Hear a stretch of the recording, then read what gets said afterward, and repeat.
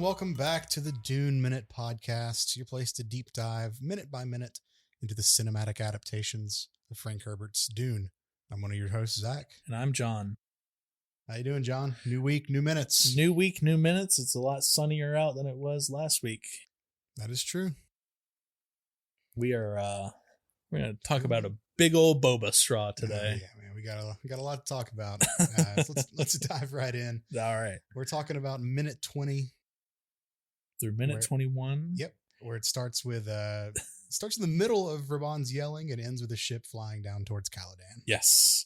So, last episode, the minute ended with Rabin yelling, "How can the Emperor take?" And then we see the jump of everyone in the room. Because let's be real, Rabin's loud as shit in this, and it's an echoey hallway and scare everybody. I actually have a note in here. This also made me jump the first time I saw this in the theater as well. Yeah. Everything that we built and give it to that Duke. Going, Rabin, like we talked about, Rabin's not the smartest guy. No, he doesn't see past. He doesn't see one step into the future, 2 or 3, 4, like most people who are thinking politically would do. He sees what's right in front of him. I just want to, we talked about it already, but once again, huge shout out to Bautista for this. The intensity that he has in his eyes, like when he's playing Rabin in any of these scenes, is just like, you can tell that he is in it. Yep. And he's 100% there. Oh yeah, for sure. I love this line from Piter where he's just like, "Don't be so sure it's an act of love." Yeah, this is the look, and then this is the look that I was alluding to at the end of Rabin's just like, what? They're just like, "Oh God, the football guy's asking questions." It's like, all right, well, we gotta break this down, spell it out piece by piece. Don't be so sure it's an act of love. And he's like, what? What does that mean? What does he mean? Then we cut over to the Baron, and is this where he says, like, when is a gift not a gift? When is a gift not a gift? The Atreides' voice is rising, and the Emperor is a jealous man. A dangerous, jealous man. I wish I had the pretty decent Skarsgård accent. I wish I had it better. It wasn't bad. It was pretty good. I need to smoke 8 more cigarettes before I do it, though. Yes, the Emperor is a jealous man, a dangerous, jealous man. We see the mechanical augments on the spine of Vladimir Harkonnen. Are those there just because he's so fat and it's just keeping his spine from collapsing under his own weight? Yes and no. Okay. So those are his personal suspensor fields. Okay. So because we see them in action. We see them kind of turn on and it's got a cool knocking sound, and you see the lights slowly turn on as they go down his spine. I had a note where the sound design here is just so wonderful. Yeah. Super creepy as we see those suspensors start to activate, and he rises up a little bit inside the mist. So those are his suspensor fields.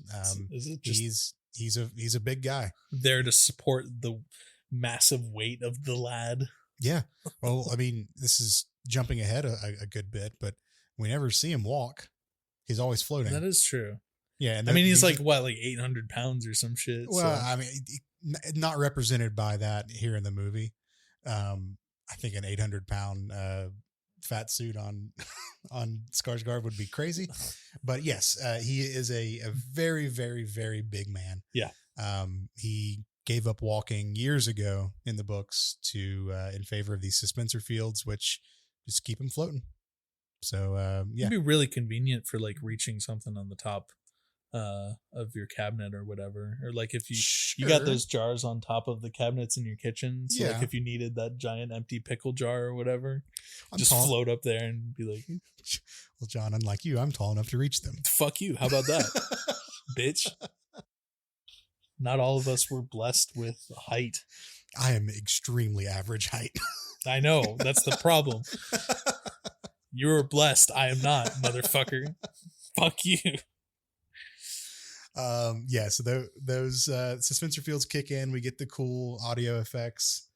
And then we see him just like rubbing his face. He's his just big rubbing old all fat this face. mist and shit off of him. Is that just his version of a bath? I guess That's kind of what I thought it was. Yeah.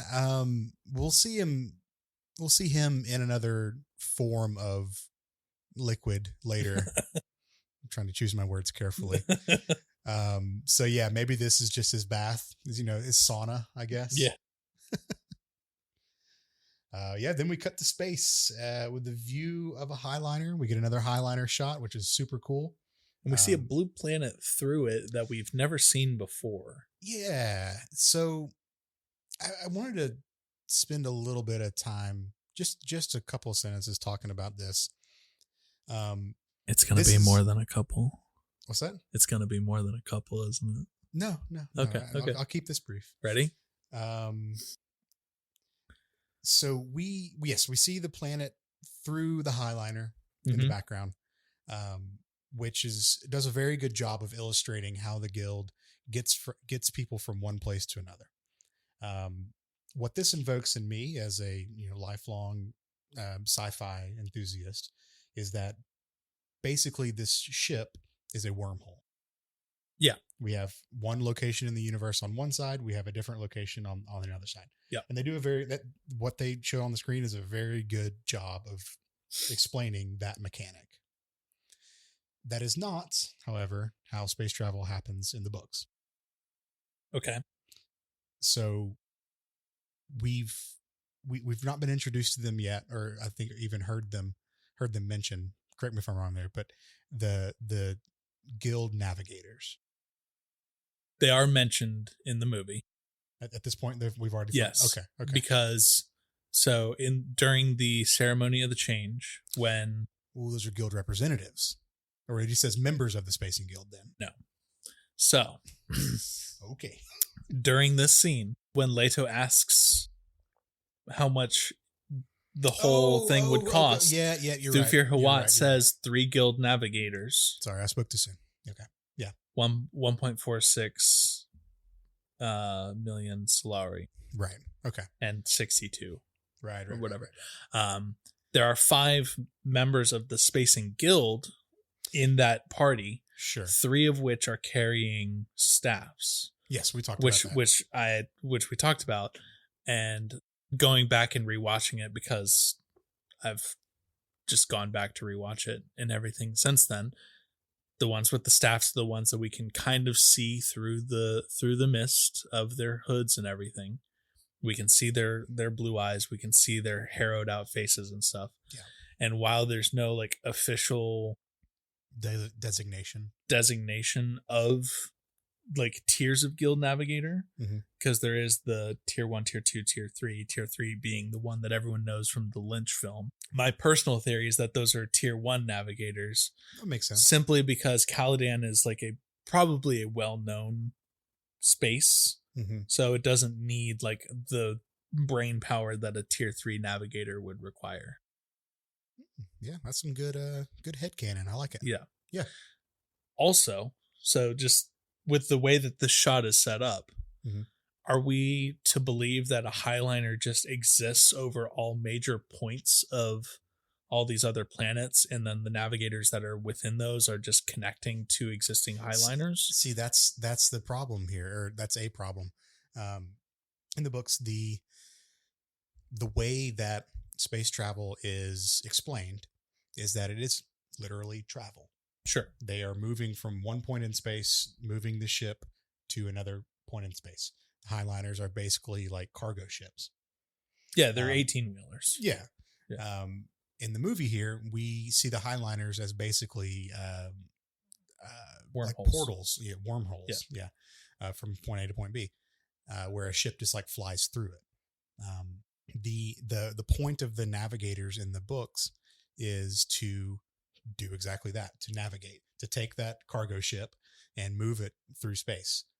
The spice gives them the ability to see ever so slightly into the future, and they can say, okay, cool. If we keep on this heading, if we keep on this heading, we're going to be in the middle of the sun. If we keep on this heading, we're going to go into a black hole. Yeah. And they just make those micro adjustments in real time, which a normal human cannot do. In this, I guess, representation of space travel, I have to assume that the navigators are there to say, like, to do all that computation of saying, okay, let's grab this point in space-time on this side, connect it with this point in space-time on this side, create the wormhole in between so people can pass through. Yeah. It is a much simpler way of, I guess, representing the space travel. I don't hate it. I don't hate it at all. Scientifically, like, it works. Yeah, well, sure. in our understanding, but even like with our modern understanding, of exactly wormholes and how they would theoretically work, it lines up still. Yeah, so absolutely. So I like this representation of space travel here. It's different. It's not what I was expecting, but I like it. I think it is more appetizing or appealing to a broader audience. I just think it's cool because you can see whatever this planet is. Of course, it gave the other end of the graphic artists some a lot of room to make some cool visuals. So yeah, absolutely, it's awesome. Are we to believe that this planet is? Well, I guess it wouldn't be Seleucus Secundus. What's the planet that the Emperor lives on? I mean, that is where House Carino is based. The Emperor lives on the planet Khitan. So are we to believe that this is Khitan? I don't think we have any frame of reference for what this is. I think we just know that it's interplanetary travel. Yeah, a planet to a different planet. Yeah. Okay. And we see this tiny little speck, tiny little speck, egg. Yeah, fly out of the tube. Again, just the massive scale that we see for these things, because we saw it at the beginning of the movie. We know that ship is probably massive. That's flying out of the exponentially more massive Highliner. Yeah. So again, sense of scale is coming back. Love how they do it. And then that's kind of where our minute ends. That's our minute right there. Cool. Anything else to say about this one? Nope. It's I think we've talked about Robin's football head personality and his inability to critically think. Yeah. Whereas his uncle is a lot more politically savvy. Sure. And we got to see some space. I'm always down for some space. That's right. So, all right, cool. Well, something new that I want to talk about is ways to get in touch with us. We have, I guess, pulling the curtain back a little bit for how we're recording this. We are recording a bunch of these episodes far in advance of ever releasing them, just to give us a bit of a runway as we start to release these out to the world. So we just got some social media set up. So we've not mentioned it on the past episodes, but if you do want to get in touch with us, we have an Instagram, which is the Dune Minute. So @ the Dune Minute. And I believe we have an email address set up if people want to reach out to us that way. Yeah, so you can reach out to us at duneminute@gmail.com, or if you're on the website formerly known as Twitter, which I still just call Twitter because that's fair. It's what we all know it as. You can reach out to us there at Dune Minute. All right. We did not talk about the naming convention of our different socials beforehand, so we were kind of loose with the in front of it or no the in front of it. Yeah. Maybe we'll fix that. Maybe. Okay. I don't know. All right. Well, that'll do it for today's episode, and we'll be back tomorrow to talk about minutes 21 through 22. See you then. See you later.